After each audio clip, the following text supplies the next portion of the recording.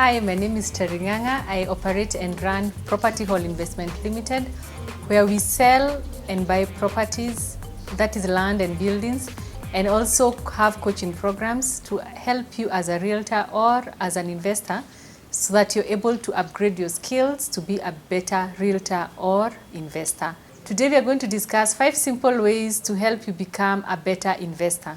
And one of the ways is always have set goals. What do I mean by set goals? Is, that thought process of you knowing what you want. I always tell people, even when you come into us as realtors, it is your idea we are trying to implement.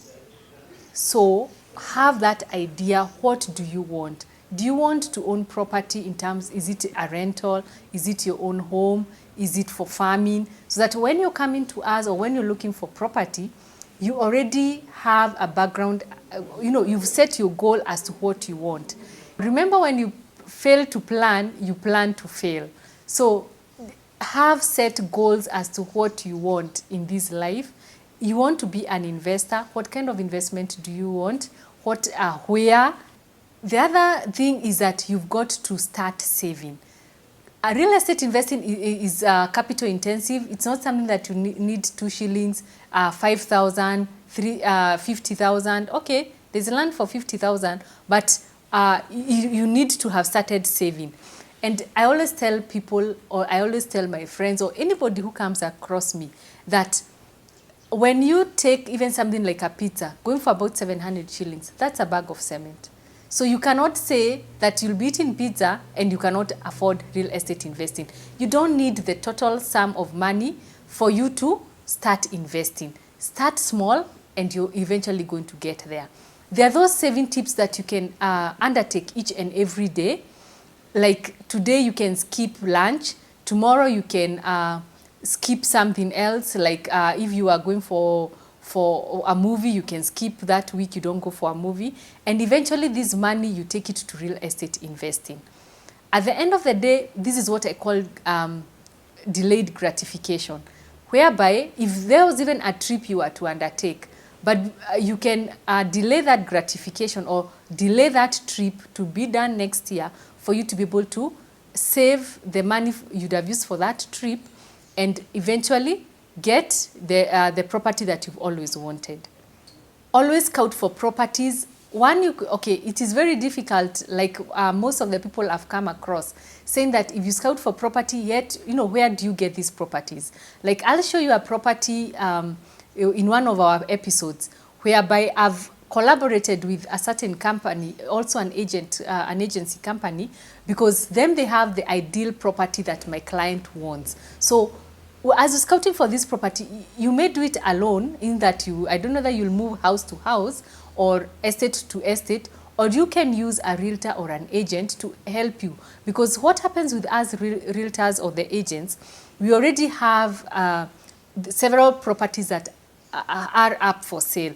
Like, people will approach me and they're like, Terry, kindly help me sell this property. So I have an array of these properties in which you don't need to go and do the groundwork. Actually, it has, when you come to me, I'll give you the features of the property you want, the area, the price range. So it becomes so easy to be able to maybe narrow down to about 5 properties, narrow down to about 3, and eventually go to your ideal property. So as you're scouting for this property, there are those things that you need to put into mind. Is it the location you want? I always say location is key.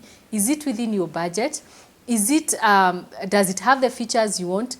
So that is what we mean by scouting for properties. The other thing is increasing your income. By increasing your income is having multiple sources of income. We are all multi-talented. You can be a realtor, and at the end of the day, maybe you come back in the evening, you're a dancer. So you are a YouTuber. There's so much that you can do. You can be a farmer on the side. We all have so many gifts that we can put into place. So these are the gifts I tell people, something that you're passionate about, you'll never get tired of showing up for that business. And it will give you, always give you some income. You may even have some mango trees. Right now, this is the season for mangoes. Instead of having them going to waste, supply your neighbors. That is an amount of money. You have a kitchen garden. You can plant herbs, even on pots. And after that, sell to your neighbors or sell to your friends, you know, or else even the money that you'd have used to buy these herbs becomes part of your saving. And actually, very soon I'll be announcing some kind of a chama, if I may say, whereby I will be taking people through how to maximally save so that they're able to acquire a property. You can also become a landlord. And by becoming a landlord, several years ago, when we were, I remember my mom, she rented out a whole block, and thereafter, she made it into a hostel.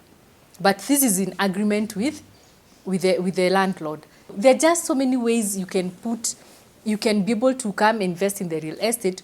And at the end of the day, you earn extra income. And this income is not income you're earning to take it to your daily expenditure. It is income you're earning to be able to help you own properties, help you own real estate. The mindset also plays a very big role.